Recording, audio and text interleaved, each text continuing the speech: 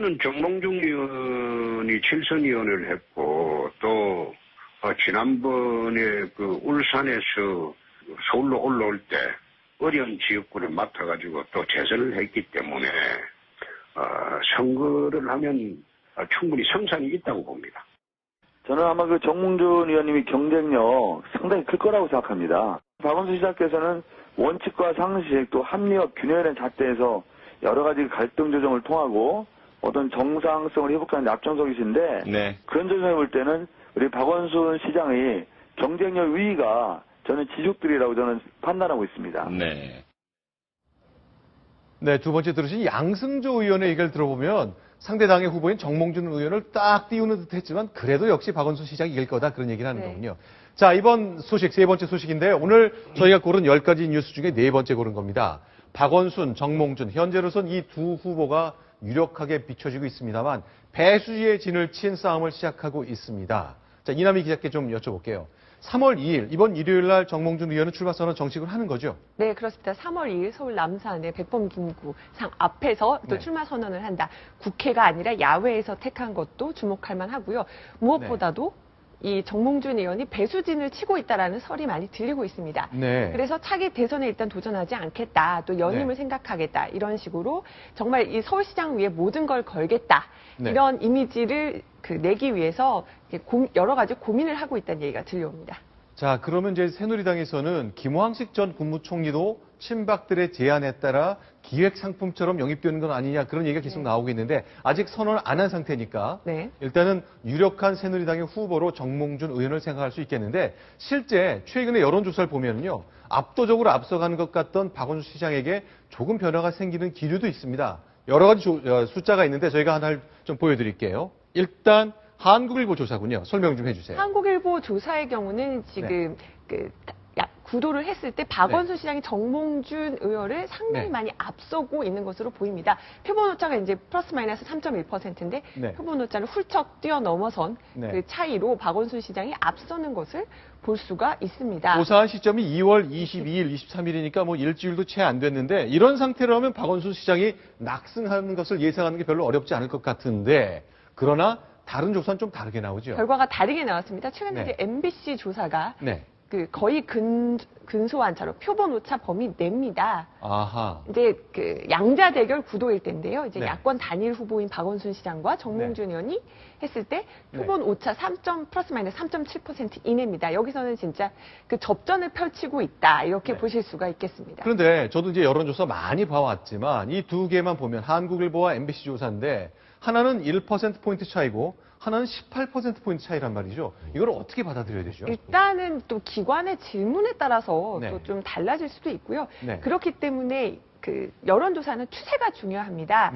한 여론조사 기관이 계속 지속적으로 뭐 일주일에 한 번씩 조사한 것을 보고 추세가 어떻게 되느냐를 비교하는 것이 좀 더 효과적일 것 같다 이런 생각이 듭니다. 그만큼 그리고 접전을 벌이고 있다 이런 반증이 아닐까 싶기도 합니다.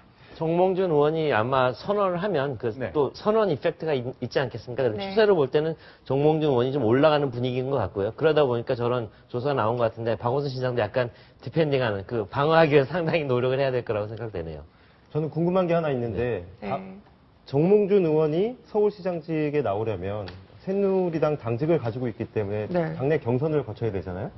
그럼 김황식 총리는 어떻게 해야 하는 거죠? 저도 그게 제일 궁금하더라고요. 이제 김황식 전 총리가 지금 미국에 머무르고 있는데 최근에 그리고 정몽준 의원 지지율이 조금 더 높게 나와서 김황식 전 총리가 접는 게 아니냐 이런 생각을 가졌는데 물어보니까 김황식 전 총리가 원래는 4월에 미국에 머물다가 돌아오기로 했는데 더 조기 귀국을 한다는 설이 들립니다.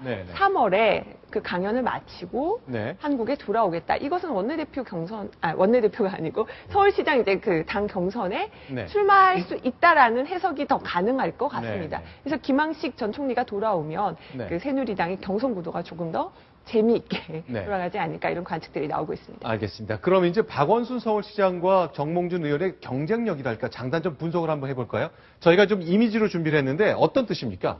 일단 정몽준 의원 보시면은요 배지가 7개입니다. 7선 의원인데요. 더하기 2개네요. 저 5개는 울산에서 얻은 배지고요. 네. 그리고 자신의 텃밭을 버리고 서울 동작을에 올라와서 재선에 성공했습니다. 아하. 이렇게 다년간의 네. 다선의 경험이 정몽준 의원의 장점이다. 네. 이렇게 얘기를 할 수가 있겠습니다. 네. 저 버스비 70원 발언 혹시 기억하실지 모르겠는데요. 기억합니다. 네. 2008년 이제 그 한나라당 네. 당대표 경선 당시 토론회에 나와서 네. 당시 공성진 한나라당 의원이 물었습니다. 네. 그 버스비 네. 얼마나 되는지 아십니까? 물었더니 70원인가요? 네. 그렇게 답을 해서 논란이 됐었죠. 그랬죠. 그래서 예. 그거에 대해서 이제 정몽준 의원이 네. 다음에 해명을 했는데요. 네. 사당동, 그러니까 본인이 지역구인 동작을 이제 출마를 하면서 네. 버스를 타봤다. 네. 근데 700원으로 기억했는데 착각했다. 네. 사실 일반 버스 요금 잘 모른다. 이렇게 해명을 하기도 했습니다. 자, 이제 정몽준 의원의 장점이라면 그 오랜 그 의정 경험, 다양한 경험일 수 있고, 약점이라면 너무 돈이 많기 때문에 혹시 서민의 마음을 잘 모르지 모를 않을까. 것이다. 네. 그런 공격 대상이 될 수 있다는 거죠. 네, 그렇기 때문에 최근에 박원순 시장에 대해서도 정몽준 의원이 네. 진짜 말로만 서민을 위하는 사람보다 서민을 중산층으로 만들어주는 후보가 바로 자신이다. 이렇게 정몽준 의원이 강조를 하기도 했고요. 자, 박원순 서울시장은 어떻습니까? 네, 박원순 서울시장, 저 신발 누구의 구두일까요? 네. 박원순 서울시장이 오래 신어서 네. 낡은 구두를 공개했는데요. 네. 바로 그만큼 서민적인 이미지가 네. 박원순 서울시장의 강점입니다. 아, 정몽준 뒷줄이 다 의원이 달아있군요. 정몽준 의원이 제일 싫어하는 프레임, 네. 구도가 바로 저거죠. 서민 대 재벌. 네. 이 부분을 깨기 위해서 굉장히 노력을 많이 하고 있는 것 같은데 박원순 서울시장은 저 구두로 대표되는 서민 이미지, 저게 최대의 강점이라고 볼 수 있겠죠. 네. 그리고 저 집은 어딜까요? 자, 밑에 보면요. 어떤 집안의 내부 서재의 모습 같은데 이게 어떤 겁니까?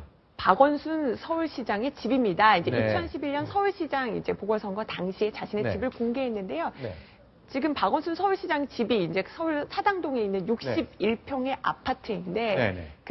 왜 이렇게 또 서민이라고 하면서 이렇게 큰 강남의 아파트에 사는가 네네. 이런 의문이 나올 법한데 네. 이제 뭐 월세를 살고 있다. 그리고 너무나 책이 많아서 네. 책을 보관할 장소 때문에 이렇게 큰 아파트에 살 수밖에 없다. 이렇게 네. 얘기를 하기도 했습니다. 깨끗한 마루가 있는 집에 책이 정말 많긴 많네요. 네, 워낙 이제 독서왕으로 박원순 시장이 알려져 있습니다. 네. 지금 박원순 서울시장 재산이 얼마나 될까요? 네. 작년에 공개된 정부가 공개한 자료에 따르면 마이너스 6억 원으로 거의 최하위를 기록을 했습니다. 아하.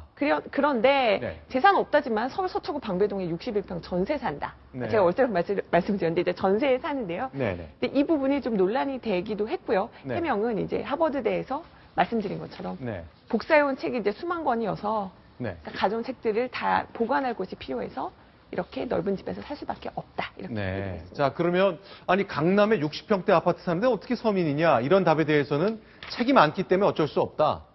뭐 그런 설명도 내놨군요. 네. 네. 자, 박원순 시장이 그동안 이제 그 서울시장 나경원 당시 후보와 서울시장 네. 경선을 선거를 치르면서 여러 가지 이제 공격도 받고 해명도 내놓고 그랬는데 앞으로도 이제 이런 과정에 진짜 서민인지 또 그 정몽준 의원은 너무 부자인데 서민의 상황을 어떻게 이해할지 이런 문제를 놓고 아마 그 각축을 벌이게 될 가능성이 있습니다. 일단 먼저 정몽준 의원은 새누리당 내부의 경선을 거친 게 뭐 먼저겠지만요. 네. 알겠습니다. 자, 서울시장 관련된 정몽준 의원과 박원순 서울현 시장 간의 배수의 진을 친 싸움 관련된 얘기를 좀 나눠봤습니다.